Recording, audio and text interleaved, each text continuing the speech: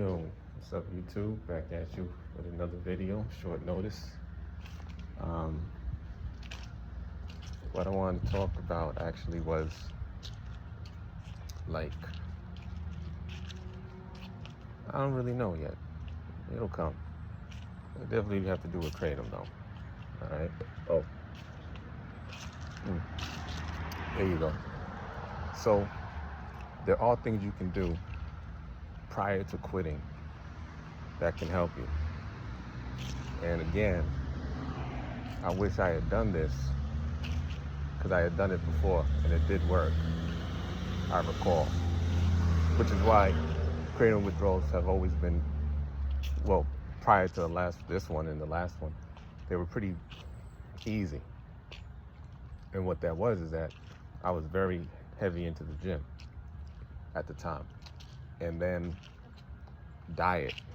So multivitamins, all the shit that, like, you know what, here's what happens. When you, like, people start taking vitamin C after they get a cold. So, you know, that's not how it works. Vitamin C ain't gonna help you like that, you know. I mean, it might later on, but, you know, it's not gonna help during the cold. You already got it. And so just like withdrawal, taking vitamin C during withdrawal ain't really gonna help you because you're already in withdrawal.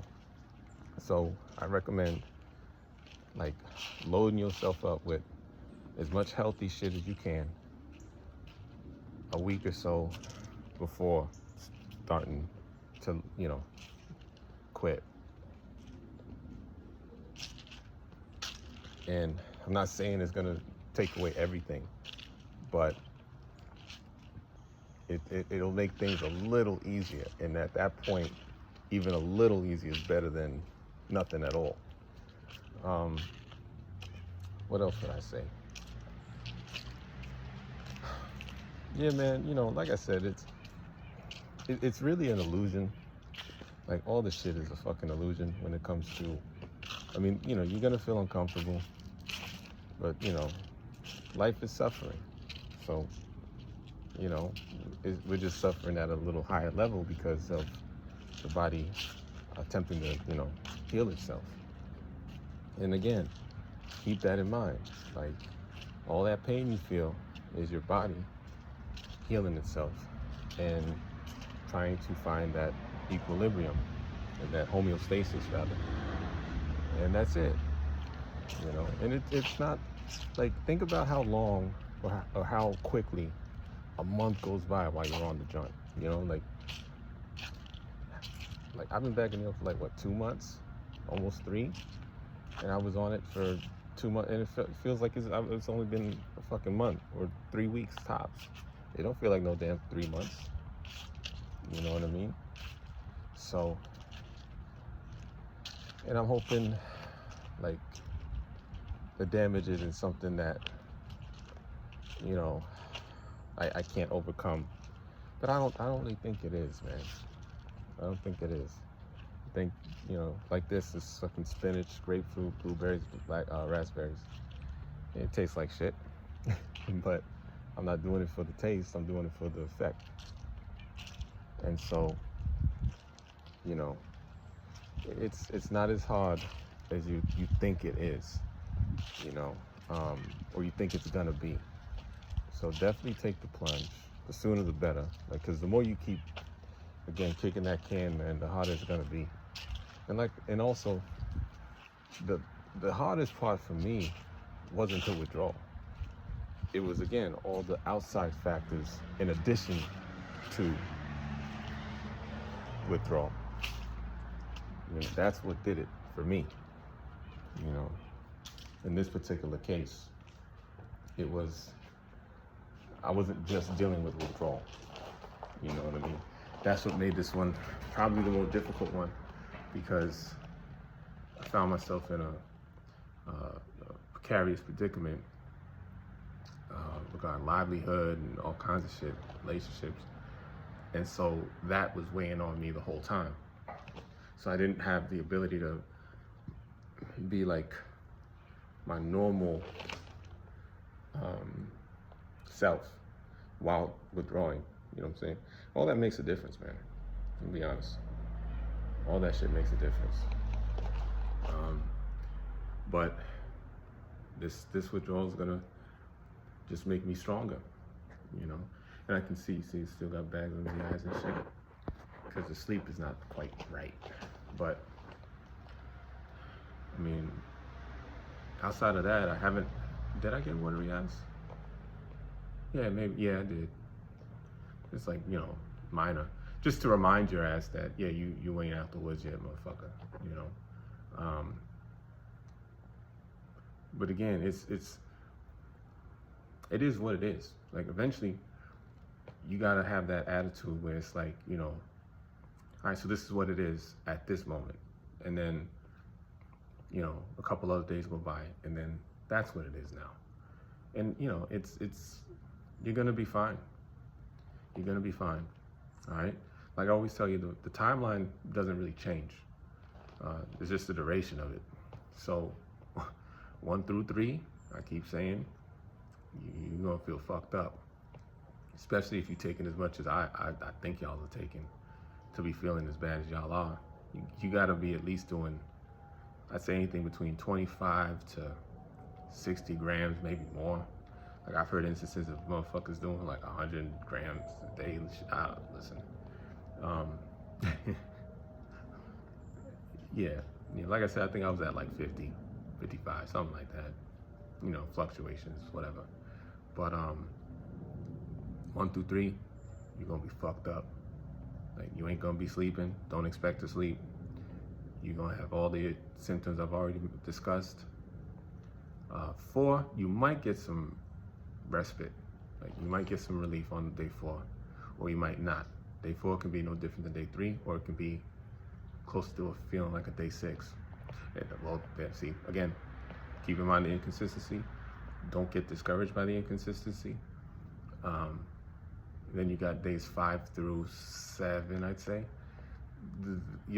I think you'll see the most dramatic improvements from 7 to 10, if I'm being honest, but it all goes in 3s. So keep in mind that every 3 days is when you'll feel the relief. Like like days 1 and 2, they're pretty much the same. Even 3, those 3 days, they're the same. 4, you can either start feeling better, or it's gonna be largely the same as 3. 5 is gonna be like a forgettable day, where it's just blah. And 6 could be like that too, as can 7. But because you actually have a week under your belt, you do start to feel a little good about yourself. Just like, yo, I did it a week, all right. Like, all right, let me just do this again, right? So that's what's good about day 7. You're not gonna feel fantastic, but you will feel better than you did on day 3. And I mean, that's all you can ask for. Days 8 and 9, they're just like day 7. Now, towards the end of day 9, like when you get into day 10, you will start feeling better again. So again, every 3, there's 3, 6, 9, 12. So, you know, now I'm on that 3rd again, on the 15th. And yeah, I do feel markedly better than I did on day 12, right? So let's see, day 18 will happen, then day 21. In 3 weeks, regardless, 3 weeks is 3 weeks. You're gonna be okay. You're gonna feel great. You know, maybe not 100%, but even if it's 70, 70 is better than 30 by far, right? It's twice as good. So, you know, that's how you kind of gotta take it. And also, like I mentioned, that kindling effect. Because I've gone through withdrawal so many times, I think that's also, you know, contributing to the lingering aspects of it. But yeah, I mean, at the end of the day, I mean, look, I'm only in 15. My last day 15, I'm looking at them, and it's like very similar. But I do feel better on that 15 than this 15, you know, to a degree. But again, that's not really because of the withdrawal, just the overall circumstances I find myself in. And then what else would I say? Yeah, this is your friend. Nutrition is your friend. It can help you tremendously, especially beyond the withdrawal. Like, I'm finding that B12 definitely helps. You definitely have an iron deficiency. Like, you have a nutritional deficiency while you're on Kratom. Then it's flat out. You know, your testosterone, everything is just out of whack. And it can be a little exhilarating getting back into the world. You know what I'm saying? Because it feels like you're waking up from the dead. It's crazy. I tell you, man.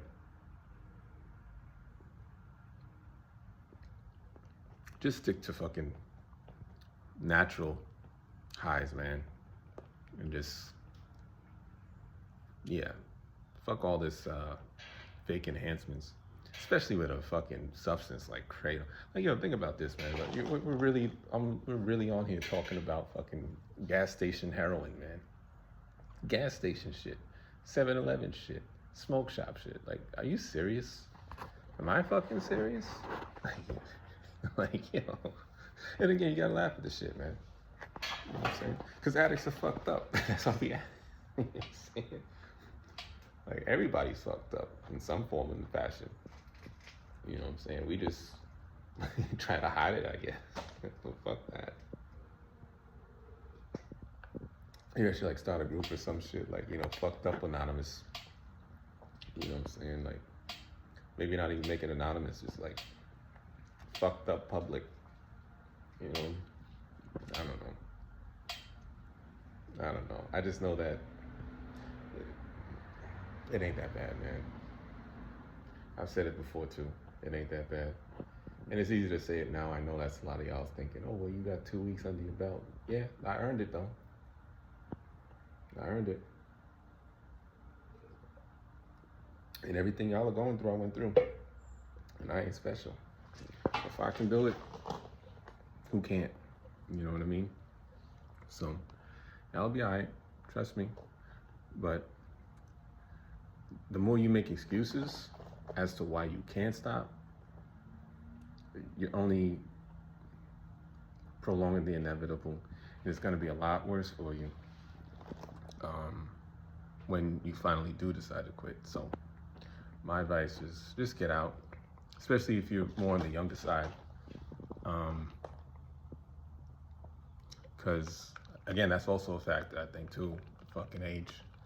Because, you know, I turned 40 in May.